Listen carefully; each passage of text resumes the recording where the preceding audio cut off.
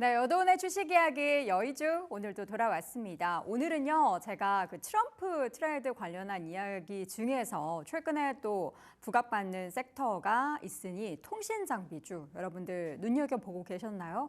사실 통신 장비 하면은 과거에 엄청나게 랠리를 펼쳤던 그때도 생각이 나고요.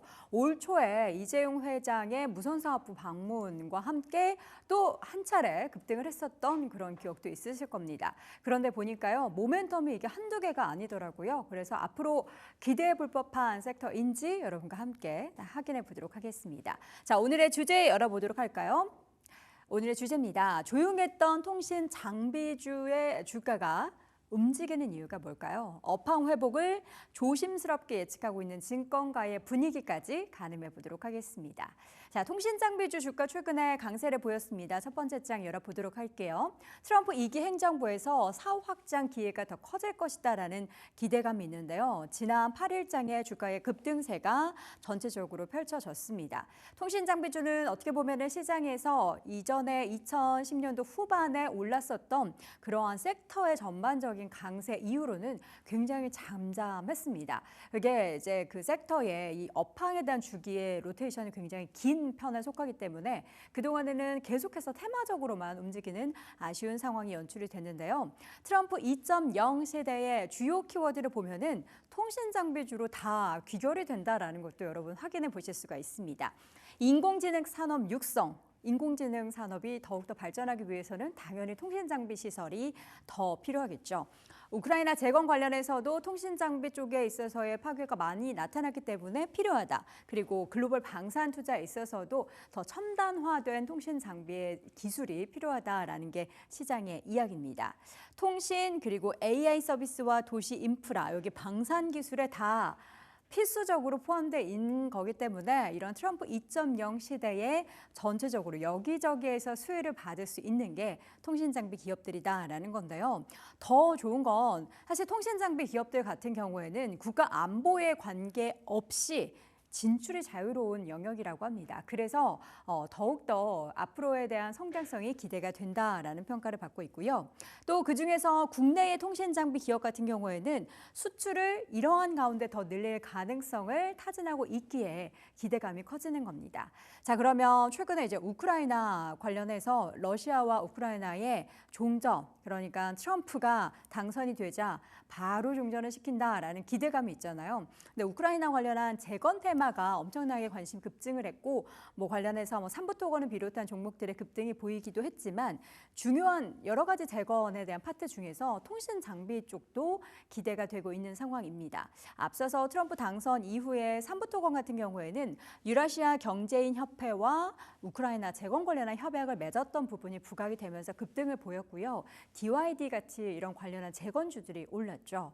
러시아가 우크라이나의 주요 통신시설을 집중 공격했습니다. 당연히 공격했으니까 재건을 할 때는 건물을 짓는 것도 중요하지만 이런 통신 장비 시설에 집중 공격 이후에 다시 복구하려는 그러한 수요가 당연히 있겠죠. 그러면서 관련해서 통신 장비주에 대한 이야기들이 나오고 있고요. 앞서서 방산 이야기 잠깐 드렸었는데 양자모 방산 이러한 신기술을 적용한 통신 장비 수요가 앞으로 또 늘어날 것이다라는 긍정적인 또 뷰도 있습니다.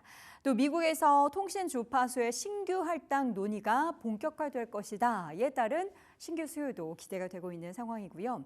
2010년대 후반에 또 이 이슈로 엄청나게 급등을 했었던 거 여러분 다들 기억하실 겁니다. 네트워크 설비 투자가 늘어날 가능성이 높아지는 지금 긍정적인 상황이 계속해서 펼쳐지고 있는 게 단순하게 단기적으로 테마로만 끝날 상승이 아니다라는 기대감을 자꾸만 갖게 합니다. 다음 장 보시죠. 자, 기대감뿐인 테마주로 접근 말고 실제로 매출이 발생할 가능성을 꼼꼼히 따져서 투자해야 된다. 당연한 이야기죠. 당연한 이야기입니다. 통신 장비 산업이 주요 기술의 세대 교체 중에서 이제 가장 중요하다라고 하는데요.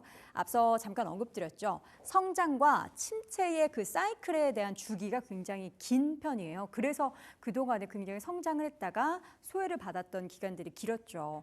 국내 5G망 투자는 사실상 마무리 단계이기 때문에 벌써 6G로 넘어갔죠. 미국은 아직까지 계속해서 망 확충이 필요하지만 국내에서의 수요는 이제 적기 때문에 앞으로 수출이 얼마나 이어지는지가 중요합니다. 올해 초죠. 이재용 회장의 네트워크 사업부의 방문 소식과 함께 정말 다시 한번 화색이 돌았습니다. 그때 단기적으로 엄청나게 주가의 퍼포먼스가 좋았었는데 그리고 나서 또 잠잠해지는 관련된 종목들. 해외의 에릭슨이나 노키아 같은 기업들과는 달리 국내의 통신 장비 기업들의 주가는 사실 암울했습니다. 그런 단기적인 이슈와 함께 튀어오른 것 빼고는 계속해서 우하향 추세를 기록을 했습니다. 업황 회복을 실질적으로 증명해낼 수 있고 수익성이 개선이 되는 그런 상황에서 에릭슨과 노키아의 주가와 또 실적은 모멘텀을 받았는데요. 국내와는 다른 분위기인데 국내 기업들이 좀 에릭슨 같은 노키아 같은 기업들을 따라가길 바라는 거죠.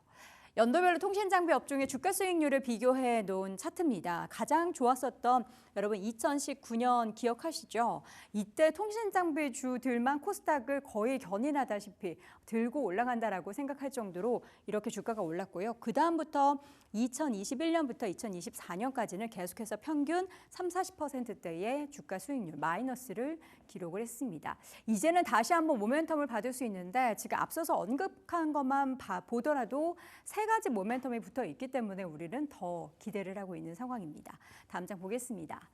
자, 그래서 조심스러운 업황 회복을 지금 감지한다라는 것이 증권가의 의견인데요.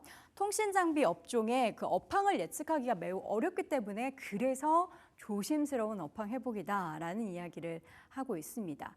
사실 지금 5G 초기 커버리지 확장 이후에 작년과 올해는 캐펙스에 대한 증가 부분이 급감을 했습니다. 버라이즌, AT&T, T-모바일의 사례인데요. 다 꺾인 것을 볼 수가 있죠. 여기에서 다시 올라가는 기대감, 신규 주파수 할당, 이런 다양한 모멘텀, 그리고 앞으로 펼쳐질 또 다른 AI에 대한 세계, 여러 가지 모멘텀을 갖고 꺾였던 수요가 다시 한번 올라가기를 바라는 게 시장의 청사진입니다. 국내외 통신사들이 또 언제 얼마나 투자를 확대할지를 알기가 어렵기 때문에 조심스럽게 전망을 하고 있는 거고요. 우리나라의 삼성전자 네트워크 사업부가 외부 소통을 하지 않아서 또 예측에 난항을 겪고 있다라고 합니다. 물론 내년에는 올해 대비해서 글로벌 통신 장비 업황 회복의 시그널은 다행히도 뚜렷하다라는 거고요. 앞서서 그 에릭슨 노키아 무선 쪽에서는 지금 회복 시그널이 나오고 있고 유선 쪽에서는 광통신 투자 관련한 기대감이 있는 상황입니다. 근데 이제 가장 중요한 거는 그래서 이제 구매 주문서라고 하죠. PO. 이러한 유의미한 데이터들이 나오기 전까지는 우리가 섣부르게 비중을 엄청나게 늘리기보다는 좀 보수적으로 가지고 가다가 그 다음에 PO에서 정말 유의미한 숫자가 팡팡팡 찍힐 때 실적이 찍힐 때 들어가도 늦지 않다라는 게 증권가 의견이고요. 부문별로 놓고 봤을 때는 유선에서 기대 재료가 더 많다라는 것을 참고해 두시기 바랍니다. 과연 2019년처럼 통신장비주의 다양한 모멘텀을 받으면서 주가의 급등세가 나타나게 될지 여러분 응원하며 저도 지켜보겠습니다. 자, 오늘 여의주는 통신장비주에 대한 이야기 나눠봤습니다.